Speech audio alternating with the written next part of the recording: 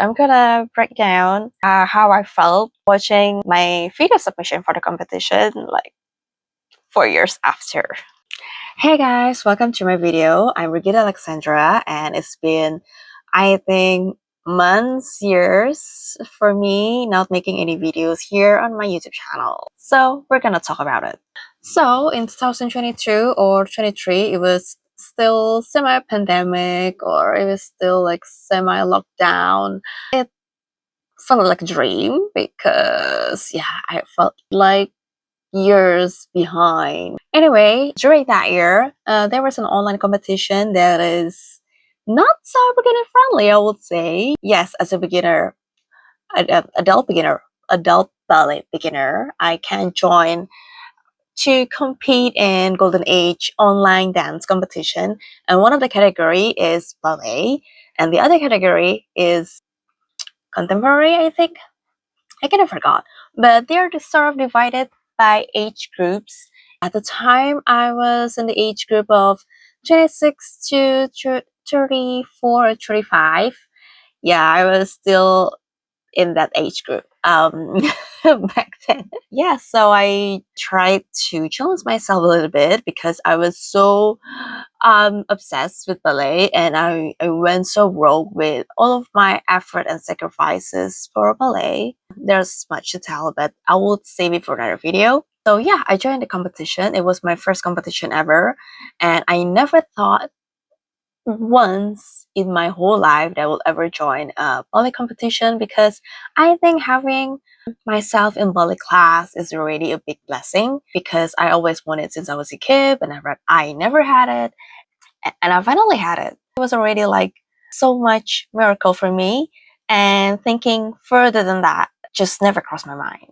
But yeah, there I was, joined the Golden Age competition online by Canon, and I danced Candid Fairy. It's a I kind of forgot it. It was from Sleeping Beauty, obviously, but it's one of the fairies where it's a flowing water flowing. I forgot the other name of it, but it's a Candid Fairy. Very much slow and very romantic, and it's so beginner friendly. I think for the variation, for the choreography, but it was hard for me because back then it was only my second year in ballet, and usually I did a little choreography made by my teachers. It was that at the time there was never been a classical variation. For doing classical variation, it's sort of like almost an advanced thing, or at least not a 2-year-old student doing very serious classical choreography. So yes, it was kind of very. It was very suitable for me because it was very slow, nothing very fast, because I really hate anything that very fast. But the thing is, I'm very stiff in my upper body and in my arm movements. So it was very hard for me to control that, and also my balance. Yeah, it was kind of hard, but it was actually easy to memorize, but it's just hard to do. Well, as you know it. Let's get into it. I'm gonna break down how I felt watching my video submission for the competition like 4 years after. Yeah, okay. As you can see, it's a very bad of starting position. I felt like so stiff.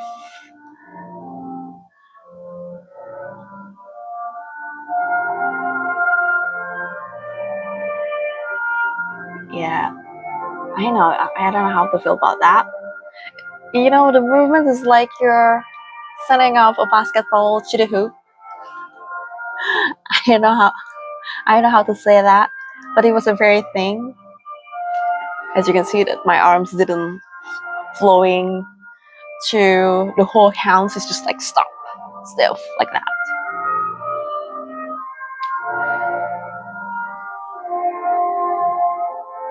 And I can see so many times that my feet didn't didn't on point very well.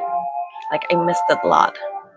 Other than my arm movements, my arms just so ugly.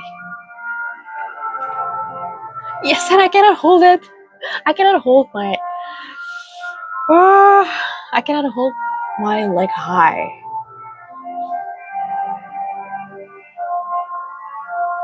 Because I twink my ankle at the end. And you know what? I really hate the makeup. To be honest with you, actually it looks good, but I think I had a problem with the eyelashes because it makes my eyes smaller. Yeah, I think it's just all the lightings in the room because it's a video recording and we did it in class, and you know the lighting is for class lighting, not stage lighting. It just didn't perfectly go well. But you know what? One thing that I really love is the costume. It's pink and silver. I was kind of lucky because I only made the bodice part, and as for the tutu, I already had the pink tutu that always had it because it was like a shock pink instead of soft pink, and it was so hard to find tutu locally in Indonesia, or especially in Jakarta. Soft pink, you know, the beautiful, elegant soft pink. But instead, I saw this soft pink in a picture. So when it came mailed to me, it was shock pink, and I really hated it. And I don't think I can ever uh, wear that. Well, I found this amazing designer in Surabaya who can actually fix that. So it became my costume. It was a really good idea that just to cover the tutu and put a bodice costume on it. So I only like pay half of a costume will ever cost. So there you go. That was one of my experience. It was a good thing that I'm grateful about. Before all this, I had a lot of coachings with my teacher, and also the school gave us a one coaching session, one-on-one with one of the teachers in Russia. And of course, it was online because it was pandemic. So actually, 2 weeks before we were scheduled to take the video for the submission, the choreography needed to be changed because in Russia, she told me that they didn't do that arm movements like that. So we have to adjust a little bit. And it was only 2 weeks left to adjust all that, re-practice again. Also on the day that we recorded the video submission, you should know that I re-recorded everything like 15 times. So when the others only had 5 in maximum, I think, I have like 12 video submissions. I need to choose one to submit, and it was a crazy hell because there were 12 and the others only like probably 2 of it. I had 12. So yeah, I think I did it 15 times or 16 times. The rest of 3 or 4 that is missing and not considered to be the options for me to choose for the video submission was because I failed on the balance, or I forgot the movements in the middle. So yeah, I think I did it the whole thing in 2 hours in total just to find the right one to submit. I know people will say, so if it's so easy because if it's a video submission, you can redo it all over again. It's not live. If you make mistakes, you can redo it, right? I know, but the thing is, if it's live on stage, the juries might have some things miss. Like some of your mistakes could be missed because it's live, right? But in video submissions, the juries can actually rewind and see the whole detail that they might have missed.